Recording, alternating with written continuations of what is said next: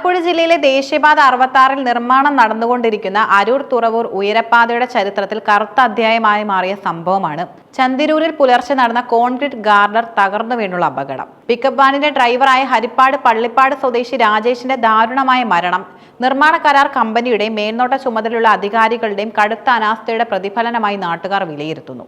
ഇന്ത്യയിലെ തന്നെ ഏറ്റവും നീളം കൂടിയ എലിവേറ്റഡ് ഹൈവേകളിൽ ഒന്നാകാൻ പോകുന്ന ഈ പാതയുടെ നിർമ്മാണത്തിലെ സുരക്ഷാ സംവിധാനങ്ങളുടെ പരാജയമാണ് ഒരു സാധാരണ തൊഴിലാളിയുടെ ജീവൻ എടുത്തത്. 2025 നവംബർ 13 പുലർച്ചെ 2:30 ചന്തിരൂർ ഭാഗത്ത് വെച്ച് രാജ്യത്തെ ഞെട്ടിച്ച അപകടമുണ്ടായത്. തമിഴ്നാട്ടിൽ നിന്ന് മുട്ട കയറ്റി എറണാകുളത്ത് എത്തിച്ച് ലോഡ് ഇറക്കിയ ശേഷം ആലപ്പുഴയിലെ വീട്ടിലേക്ക് തിരികെ പോവുകയായിരുന്നു രാജേഷ്. ദേശീയപാതയിലൂടെ സാധാരണ നിലയിൽ സഞ്ചരിക്കുകയായിരുന്നു അദ്ദേഹത്തിന്റെ പിക്കപ്പ് വാനിന്റെ മുകളിലേക്ക് യാതൊരു മുന്നറിയിപ്പുമില്ലാതെ കൂറ്റൻ കോൺക്രീറ്റ് ഗാർഡറുകൾ നിലംപതിക്കുകയായിരുന്നു. ഒരു ഗാർഡർ വാനിലേക്ക് പൂർണ്ണമായും പതിക്കുകയും മറ്റൊന്ന് ഭാഗികമായി ചെരിഞ്ഞ നിലയിൽ നിൽക്കുകയും ചെയ്തു.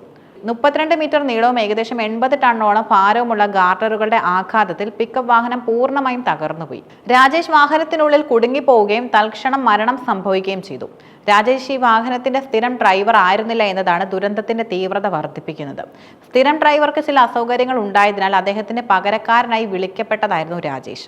2 ദിവസം മുൻപ് തമിഴ്നാട്ടിലേക്ക് പോയ അദ്ദേഹം തിരികെ വരുമ്പോഴാണ് വിധി ഇരയായി പിടികൂടിയത്. മരിച്ച രാജേഷിന് 2 ഭാര്യയും മക്കളുമുണ്ട്. ഒരു കുടുംബത്തിന്റെ ഏക ആശ്രയമാണ് ഒറ്റ രാത്രി കൊണ്ട് ഇല്ലാതായതും. അപകടം നടന്നയുടൻ നാട്ടുകാരും പോലീസും രക്ഷാപ്രവർത്തനത്തിനായി ഓടിയെത്തി.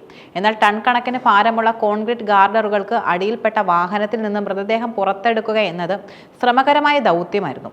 കൂറ്റൻ ക്രെയിനുകൾ ഉപയോഗിച്ച് ഗാർഡറുകൾ ഉയർത്തുകയും തകർന്ന വാഹനം മുറിച്ചു മാറ്റുകയും ചെയ്ത ശേഷമാണ് രാജേഷിന്റെ മൃതദേഹം പുറത്തെടുക്കാൻ സാധിച്ചത്.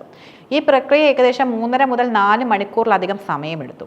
അപകടത്തിന്റെ വ്യാപ്തി എത്ര വലുതായിരുന്നുവെന്ന് ഈ സമയം തന്നെ സൂചിപ്പിക്കുന്നു. ഗാർഡറുകൾ സ്ഥാപിക്കുമ്പോൾ ഹൈഡ്രോളിക് ജാക്കിനുണ്ടായ സാങ്കേതിക തകരാറാണ് അപകടത്തിന് കാരണമായതെന്നാണ് പ്രാഥമിക വിലയിരുത്തൽ. എന്നാൽ ഈ സാങ്കേതിക തകരാർ ഉണ്ടാകുമ്പോൾ പോലും താഴെക്കൂടി വാഹനങ്ങൾ കടത്തിവിട്ടതിലെ സുരക്ഷാ വീഴ്ചയാണ് അധികൃതർക്കെതിരെയും കരാർ കമ്പനികൾക്കെതിരെയും വിരൽ ചൂണ്ടുന്നത്.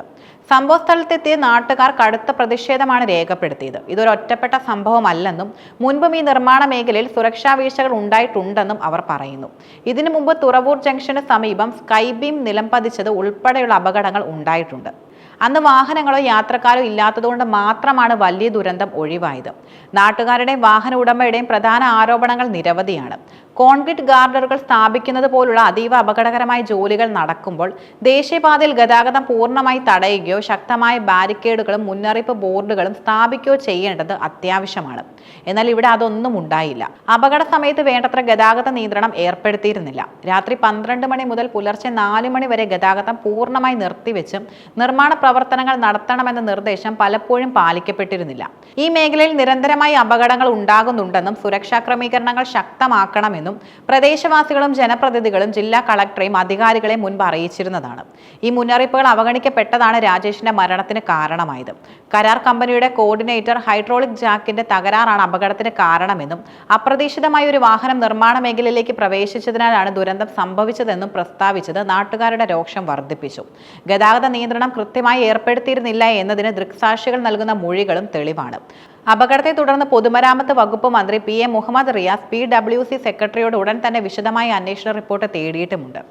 കൂടാതെ ആലപ്പുഴ ജില്ലാ കളക്ടർ അലക്സ് വർഗീസ് കരാർ കമ്പനിയോട് റിപ്പോർട്ട് ആവശ്യപ്പെടുകയും ഗതാഗത നിയന്ത്രണത്തിലും സുരക്ഷാ പ്രോട്ടോകോളുകളിലും വീഴ്ചയുണ്ടായോ എന്ന് പരിശോധിക്കാൻ സമഗ്രമായ അന്വേഷണം പ്രഖ്യാപിക്കുകയും ചെയ്തു. NHAIയും വിഷയത്തിൽ അന്വേഷണം നടത്തുമെന്ന് അറിയിച്ചിട്ടുണ്ട്. എന്നാൽ കേവലം റിപ്പോർട്ട് തേടലോ അന്വേഷണ പ്രഖ്യാപനത്തിലോ ഒതുങ്ങാതെ ഇത്തരം ജീവഹാനികൾക്ക് കാരണമാകുന്ന സുരക്ഷാ വീഴ്ചകൾ ഉത്തരവാദികളായവർക്കെതിരെ ശക്തമായ നടപടി സ്വീകരിക്കണമെന്നതാണ് പൊതുജന അഭിപ്രായം.